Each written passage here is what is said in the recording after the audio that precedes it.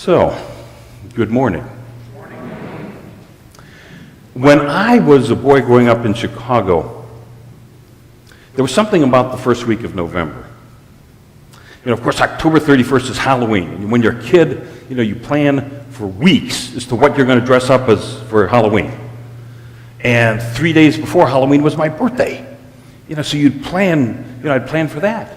So there was my birthday, and then there was Halloween, and then there was November. The first couple of weeks of November were a big disappointment. The leaves are off of the trees, a lot of gray skies. You get days where you get a sudden blast of Arctic air and it's 28 degrees in the morning. It's just like, I was not ready for the first couple of weeks of November. But within a few weeks, suddenly there's something to look forward to. Thanksgiving and Christmas. And I thought, what a great life lesson. Even though things seemed dreary for a couple of weeks, sure enough, things always got better. And then I'd observe, like so many of us as growing up, as you see the turning of the seasons. There's this fall period, which, of course, Halloween represents kind of that spiritual aspect of death. Things are dying off, or at least they're going dormant. And then comes the winter solstice, where suddenly there's the birth of light. The days start getting longer. And then spring and fertility and life pours forth. And then there's the exuberance of summer, with the summer solstice. And then, of course, we come back around to Halloween and that time of death once again. Now, there was a continual transformation. Sorry about that. I keep monkeying with my microphone here. It's kind of cutting into the back of my neck here a little bit. There we go. That's a little bit better. Okay. So, a lot of us as kids learned about the caterpillar and the butterfly. There are two caterpillars sitting on a tree branch, and they see a butterfly go by, and the one caterpillar turns to the other one and says, you never get me up in one of those things. But just wait. It starts out as this egg, usually slapped on the bottom of a leaf. And it's interesting because scientists have discovered that the glue that is produced to slap that egg onto that leaf is stronger than any adhesive that we know about, stronger than super glue. And of course, emerges the caterpillar, and the caterpillar, as it grows, molts and throws off its skin, a lot like a snake does, but does it in pieces. And then it gets to the sudden point where it goes into a cocoon, and there's a time of rest where there doesn't seem to be very much going on, and then suddenly the butterfly, appears, emerges from the cocoon. So what about you and me? That was another great life lesson, the metaphor of the passages of time, the changes to our outer appearance, but also the changes to our inner. As a child, it seems that I recognized very clearly that I was a human being. And then you get to that point where you recognize, is this all there is? Because, there are some definite flaws with just being a human being. So suddenly I realized, so there's a natural call that suddenly happens that, okay, I want to learn more about spirituality. And like all of you, I wandered into a Unity church one day. And I found out that I didn't need to be more spiritual. I just needed to recognize that I was already spiritual. I was a spiritual being having a human experience. And that I could actually co-create through my thoughts, through my beliefs, my experience.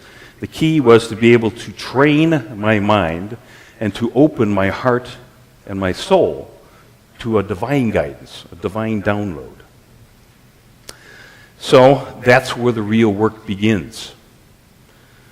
A lot of our fundamentalist brothers figure all they need to do is be born again. Well, that's just the beginning of the journey, not the end of the journey. Picture a 93-year-old woman, great-grandmother, wearing a T-shirt, "God's not done with me yet." There's always work to be done.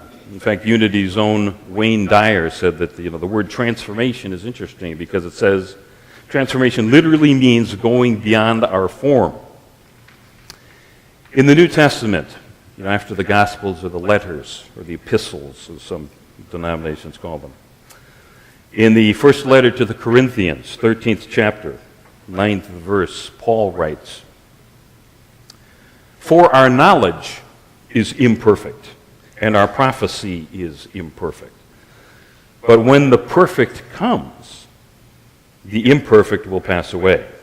When I was a child, I spoke like a child. I thought like a child. I reasoned like a child. When I became a man, I gave up those childish ways. For now we see in a mirror dimly, but then face to face.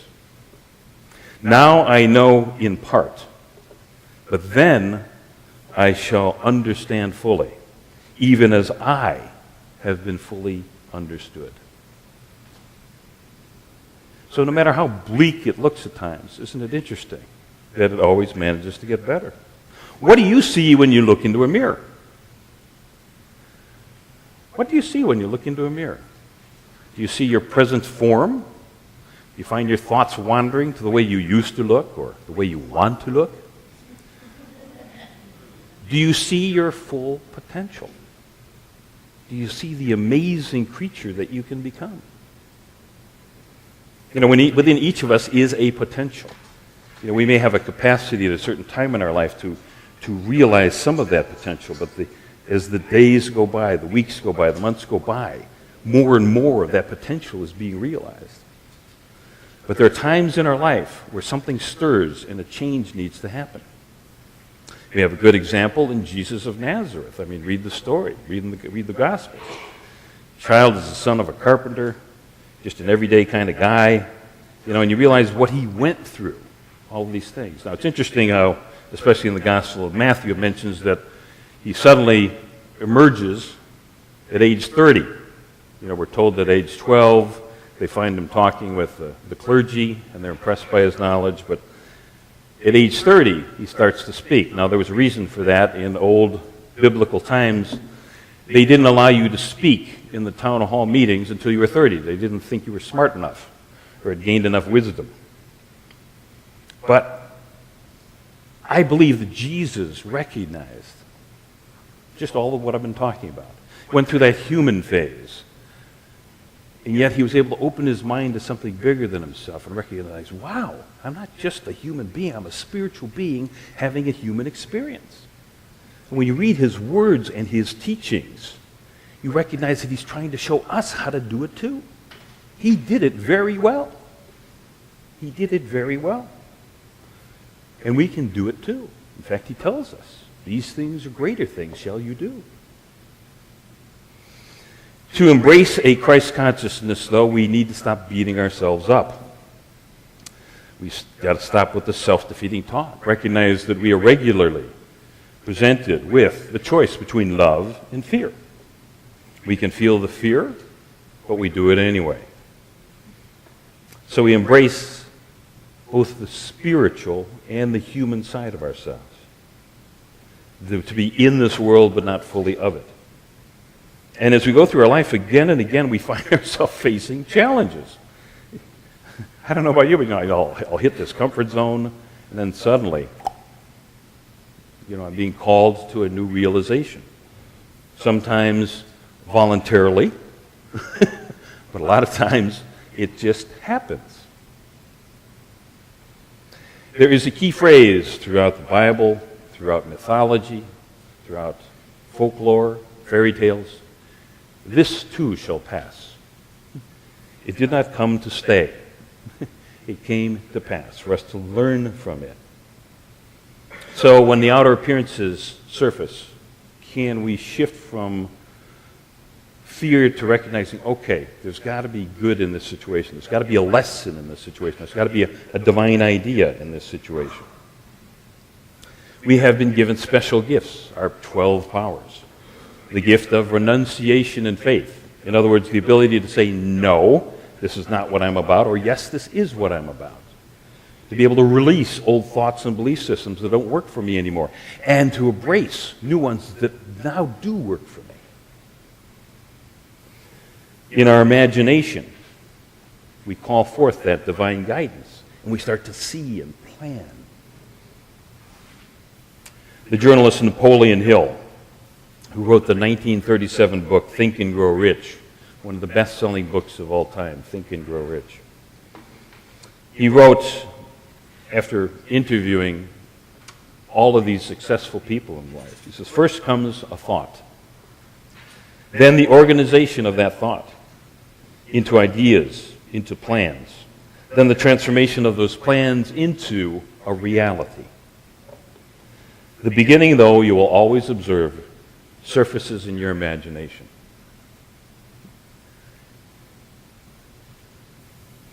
When as many of you know, I worked for both of the all-news radio stations up in Chicago. The one station that I worked for doesn't exist anymore. It's WMAQ. Now in Chicago, there was an interesting tradition when they started radio. That was they tried to make the letters stand for something. You know, WLS was the world's largest store because it was owned by Sears Roebuck. WGN was the world's greatest newspaper, owned by the Chicago Tribune. But WMAQ was an NBC station. But the letters mean we must ask questions. By asking the question, we may not think that we know the answer, but by asking the question, something happens. We essentially send out a radio signal, so to speak, from our human minds to that divine mind so that the answers can come. We, by doing that, have our realization of oneness with God, with divine mind. We may not have a clear plan. The thought may not come with what's the end of the journey, but sometimes it's just the next step. Here's what you do. Here's where you need to be tomorrow. Here's where you need to go this afternoon. And isn't it a coincidence that you meet someone or you get an idea? But the idea is to just get moving, take that next step. There's a difference between a whim and a divine idea. Sometimes a whim often comes when maybe you think it's something to make money, where a divine idea has just got this passion behind it. And with divine ideas, you need to do two things. One, first, is you need to know that they exist and believe that divine ideas are available to you. In other words, the divine mind will make the divine download. And then you need to be willing to express them when they come. So belief and willingness. That's all there is to it. Well, I guess there's a little bit more to it. And that is to just be willing to have the faith, the courage to follow through. Some people find frustration. It's like, oh, do I have to reinvent myself again?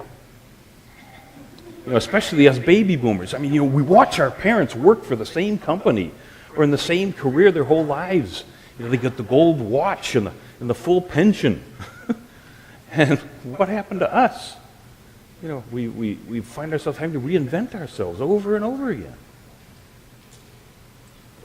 But I believe this is all in divine order. And it challenges, again, our belief system about the way the world has to be. Why does it have to be this way? Why me? And then you hear God saying, well, why not you? If we're not spiritually awake, God finds a way to wake us up. And if we're stubborn, we get the spiritual 2x4 to the back of the head. The dope slap. It's like, wake up! So if you're listening, if you're paying attention, you don't have to get the dope slap. But you do need to move forward. Now, next Saturday, Reverend Ron Fritz is coming back. Many of you met him in April. He came in for our leadership training, and we spoke on Sunday talking about. Ron is a retired Unity minister. He was the president of the Great Lakes region for a few years. And after he retired, he decided his passion was healthy congregations, help congregations thrive. So next Saturday, Ron is going to come in to help us build a consensus. So it'll be Saturday from 9 until 5. I'm going to have Jesse put up on this a slide here. What we're going to look at is our vision, mission, and core values. Now, our mission statement that we've been using for like about 6 years, you'll find it at the top of the back cover of your bulletin. Our mission statement has been, we are a loving spiritual community dedicated to empowering all people to live the truth through prayer, education, and service. So mission statement is about, what are we here to do? What are we going to focus our resources on? What are our priorities? I mean, we can do lots of different things, but odds are there is a consensus, a tipping point, a majority of us as to these are the things that are our priorities. So maybe this mission statement works for us, but maybe it doesn't. Maybe we want to tweak it. So that's one of the things we'll be doing next Saturday. is just get your input as to what are your preferences? What do you like best about Unity of Indianapolis? What do you, it's okay, but it's not a big passion of yours about Unity of Indianapolis. Those are the kinds of questions we're going to be asking you. Now, Jesse, move forward to the vision statement. Now, vision statement, the one we've been working with, is imagining no limits. We are empowered and inspired by God to realize our personal greatness and transform our world with love. And I know sometimes here I was talking about potential. Greatness, I know, is a concept that David Owen Ritz uses in his Keys to the Kingdom Prosperity course that we offer about once a year. So it's kind of a word for potential. A vision statement is if we do what it is we say we want to do, what is the world going to look like? Or what is our experience going to look like? And what you'll find is with a vision statement is it's usually very wise to make something that you don't think you can ever reach. Because who knows? It's worth giving it a shot. So that's the other thing we're going to look at next Saturday. And Jesse, if you move forward to the next slide. And then back about 6 years ago when we did this process, these were the 3 things we thought were the most important. The core values of Unity of Indianapolis. Inspiration, integrity, and spiritual growth. And of course, Unity of Indianapolis, like any organization, is organic. There's a turnover in some people. Of course, we change, we transform from year to year. So we're going to look at, again, what are the 3 things that are most important to us? And this time we're going to have a window of maybe out the next 18 to 24 months.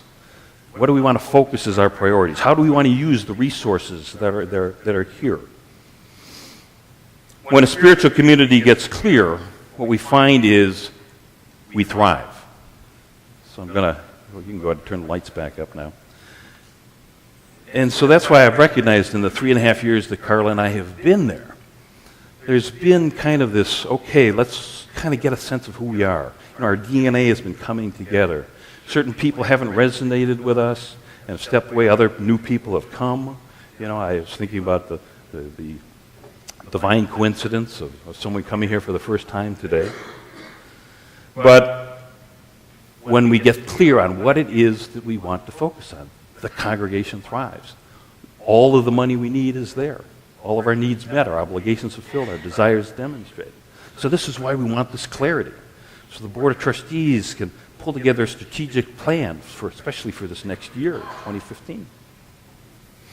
And what you'll also find is as an individual, if you get clear on what you're here to do and what you would like your world to look like and what you value the most, you will thrive.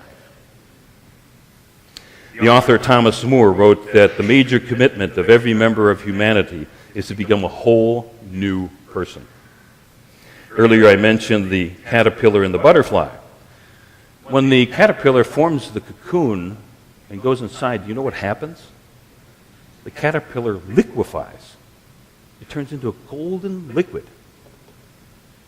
I've been there. Have you ever had the experience where you feel like someone has thrown you into a blender and hit the button labeled frappe? You're like, what the heck just happened?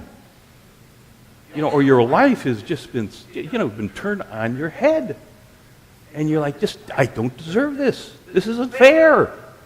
But could it be that you're just in the cocoon? You need to liquefy. And out of that liquid, suddenly this amazing new creature forms. But there has to be patience. There is a divine order. It takes a little bit of time. And the problem is that we don't like to wait as human beings. We have this drummed into us when we're young that we need to be productive. We need to have a job. Sometimes, when you are unclear about what it is to do next, the most important thing you can do is nothing. You need to just kind of go within and get clear. Get into that cocoon and get clear as to, okay, what is mine to do? For some people, that cocoon might just be a day. Others, it might be a year. And yes, we step into that cocoon many times during our life. So, just be patient. I have to laugh, Of course, I turned 58 this week. When I hear someone will be in front of a computer screen, it's like, it's taking 20 seconds for this website to come up. And I think back in the 1960s, it's like if you wanted to get information from a company, you had to call them or mail them and ask them to send you a catalog. It'd be a week later that you get the information that I can get at my fingertips right now. Same thing with just being able to, you used to have to wait for the library to open to go to do research. Now it's all right at my fingertips. But isn't it weird that when we get clear on our purpose and we're moving forward, suddenly we get these contrary voices? You're like, someone will say, oh, that sounds ridiculous. I mean, why would you want to do that? It's just the universe testing you. Do you have a whim or do you have a divine idea? Are you just looking for a way to make money, or is this really your passion? So those wonderful gifts as the people come to you and share those important questions, just making sure that you've asked them of yourself. And sometimes, you find you may need to adjust the course a little bit. Paul, in one of his letters in the New Testament, wrote about being a new creature in Christ. A new creature in Christ. Sounds an awful lot like a caterpillar, doesn't it? Henry David Thoreau had the luxury of spending a few years at Walden Pond, Massachusetts. And he'd hold up literally in a one-room cabin to just kind of meditate, contemplate, and to write. In February of 1857, he wrote one of his friends, "You think I am impoverishing myself by withdrawing from humanity. But in my solitude I have woven for myself a silken web. A nymph-like shell, ere long bursts forth a more beautiful and perfect creature." So, what's your problem? No, I mean it. What's your problem? You are stronger than any problem or challenge that you've got because you are a spiritual being having a human experience. Just awaken to that. Allow that divine download to come into your mind. Allow the coincidences to happen. Now, if you come next Saturday, I want you to share your preferences with us. But I also want you to open your mind to the divine download. Allow that there may be this or something better. That coming together as a group, we may have a much more powerful mission and vision that perhaps we could have possibly imagined when we come in. We are spiritual beings having a human experience. Now, if you insist, though, on remaining in that state where you're a human being trying to be more and more spiritual, you may end up like the fellow in this instructional video, and I wouldn't want to see that happen.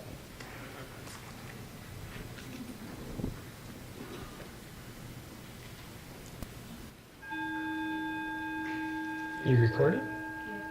I'm JP Sears. I'm ultra spiritual, and I'm going to teach you how to be ultra spiritual today.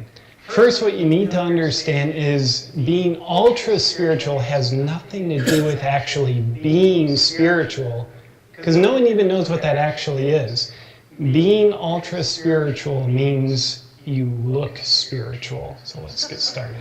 Practice competitive spirituality. Silently / passive aggressively, you're going to want to compare how spiritual other people are to yourself. Judging other people to be less spiritual than you makes you a better person than them. And that's exactly what makes you more spiritual than them. Hey, Kevin. Do you see how unconscious that guy is? Jerk. Claim to be using your intuition when you're actually thinking about things. In fact, you're going to want to announce this to people every chance you get, because false intuition isn't true intuition till you get other people to believe that your false claims are actually true. Hey, Deanna, my intuition just told me to give you a call. No, I didn't see that you had called me. Talk about energy. You're going to want to integrate this into all your conversations. It'll seem meaningless to other people because it is, but don't let that stop you though. I love energy. I love chi. I love prana. I love life force. I love auras. I love chakras. It's all vibration. Rebel against dogmatic religious terminology by dogmatically using spiritual terminology. You'll want to keep your eyes closed extra tight on this one, so that you don't see that you're actually still subscribed to the exact same belief system that you're rebelling against. Because now you're expressing the same concepts just with new words. Jesus loves you. The universe supports you. I'll pray for you. I'll send you white light. God will provide for you. The universe is abundant. It's all about getting into heaven. It's all about getting back to oneness. Hallelujah. Om. Say the word namaste any chance you get. You need to stumble your way through mispronunciations of it and awkwardly using it in social situations where it doesn't actually fit. Namas, namaste, namaste, namaste, namasta, namasta, namaste. Hold eye contact for awkward lengths of time. You'll call it intimate. Everyone else will call it intimidating.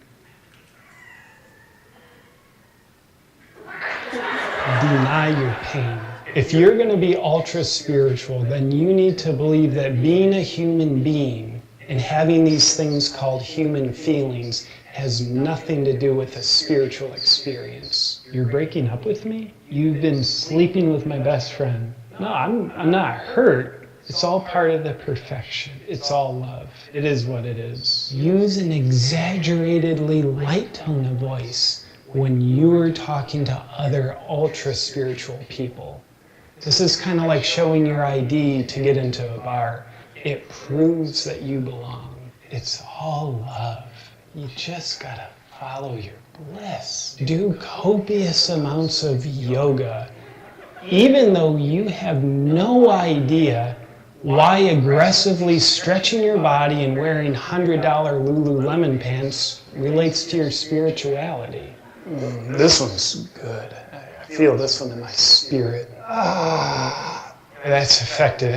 It makes my hamstrings feel like they're tearing, which is helpful because I think hamstring is the French word for kundalini, which means this is making my kundalini more muscular. Reclassify all the ways you're irresponsible under the new heading, I'm a free spirit. Aggressively defend your position statement like you're an angel defending getting its wings cut off. Job?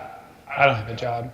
I want to be free, brother. Can I borrow a couple bucks? Seriously, I haven't eaten for like 3 days. Please, be my abundance, man. In here they say that if you subscribe to JP's YouTube channel, you'll become fully enlightened. So you might want to do that.